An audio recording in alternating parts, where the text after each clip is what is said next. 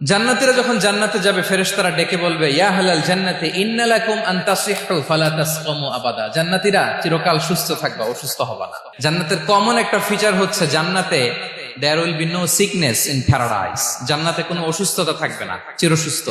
সুবহানাল্লাহ পড়েন। ইন্না লাকুম আন তাশিব্বু ফালা তাহরামু আবাদা।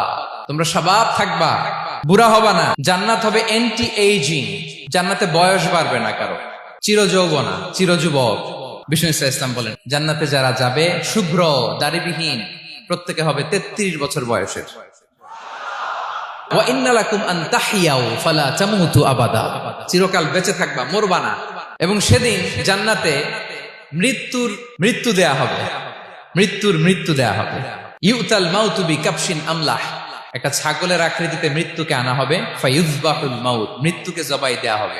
এবার জান্নাতীরা তাকিয়ে থাকবে, ফেরেশতারা বলবে ইয়া আহলাল জান্নাতি খুলুদুন ফালা মাউত। হে জান্নাতীরা, চিরকাল এই জান্নাতে থাকবে। এক্সপায়ারি ডেট আছে। জান্নাতে যে ঢুকবো 7 দিনের জন্য চেক ইন, নাকি চেক ইন কয় দিনের জন্য? 7 দিন, 10 দিন পরে চেক আউট করে ফেলবে, এরকম। নো এক্সপায়ারি ডেট, আজীবন।